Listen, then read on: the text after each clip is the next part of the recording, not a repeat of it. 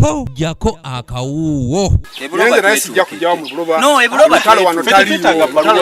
Kakati kyenjagala manye. Wabaddewo okusika omuguwa wakati wa ssentebe w'ekyalo ky'e Kasalirwe wamu ne nannyini ttaka nga lino lisangibwa Kasalirwe mu ggombolola y'Egombe mu disitulikiti y'e Wakiso. Onazimba oba oli. Nakita ayina kikere okuva ku kyo mugamba ayina kyayongeddewo ekipya. Kino kyaliridde omulamuzi wa kkooti enkulu mu Land Division Nabakoza Flavio okubaga ekiwandiiko Namutayiika nga kiyimiriza buli akolera ku ttaka lino era nga kino yakikwasizza DPC w'e Kasangati Muhanji Edison asobole okugenda okukisomera abatuuze abagula ku ttaka lino kwosa n'abakolerako. Kyava mu High Court ya Uganda mu Land Division nga Nakazi Mary Sengendo Robinson ne batwaya Fred Musisi nga bebawaama then nga bawaabira Lutalo Fred Nkonge John Kisitu Constantine Sarongo Mayanja Godfrey na Nakityo Miriam.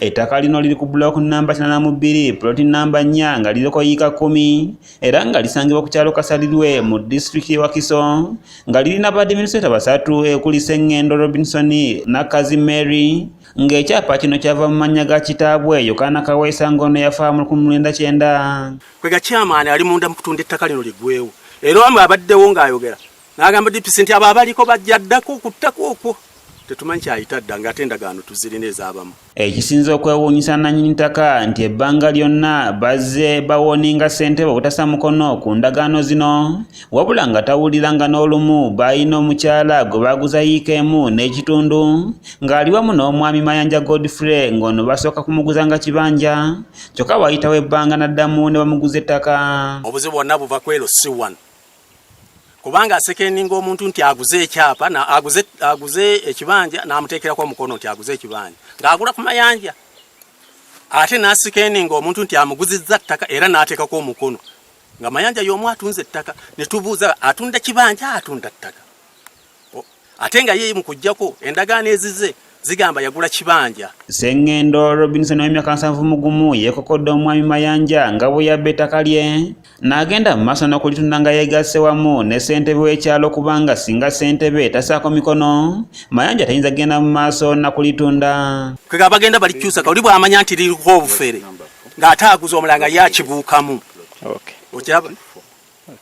Kati kkooti yenna etubulira ekituufu Mayanja amaze okunywezebwa ati adoyayukirikiwa ne ani ttaka lyani. Ategeeza ng'omukulu Mayanja bw'aganya okujja okuwulira kkooti injunction ate nga ssentebe naye aganya okusaavinga abantu kkooti be yamugamba okuwa empapula. Kati baabayise mukulu wa poliisi DPC Kasanga nti yabayise abasomere kkooti injunction tebalabiseeko chairman agambye nti tebbaluwa teyazigaba.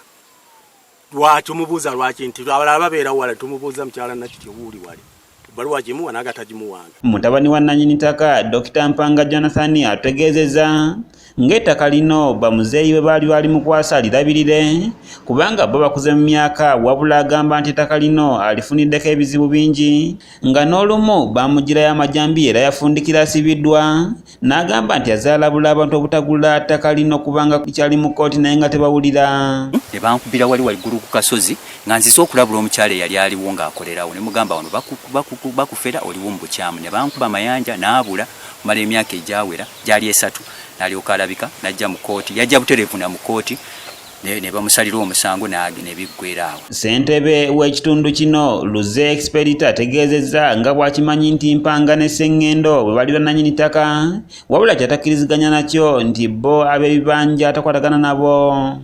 Mpanga ne famire be bannannyini ttaka baalisikira okuva ku jjajjaabwe Kaweesa Muzibe naye ettaka lino kuliko ab'ebibanja era bo tebalina ka space kerere kebe kati kugamba nti kekaabwe akataliko wa kibanja. Yagamba nti ab'ebibanja baaliko emyaka 10 emabega era nga tebayinza kumala gavaako wakiri bajja kulitunda. Ekizibu kye balina bo bagamba mbu tekulina kubaako wa kibanja n'omu naye nga kuliko ab'ebibanja nze abansinze kugamba bakadde baabo kuba nze nalamanyi mugenzi Sengendo Francis. Aduumira poliisi ya Kasangati Muhanji Edison mu kwogera kwe asoose butakkaanya na ssentebe w'ekyalo wabula oluvannyuma amusomedde ebyavudde mu kkooti era n'abazimbi abadde bazimba abayimiriza nga kkooti bwe yamulagidde. Ekyandeese takali.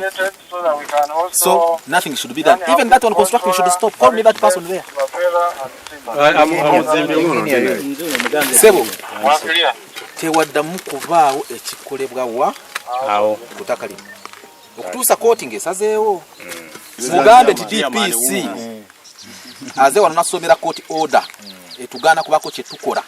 Ajje Samuel yakusakidde eggulire lino okulwa ABS television. Si kukola n'amatafaali sigajjako n'okugatwala tekuliiwo n'okuzimba tekuliiwo.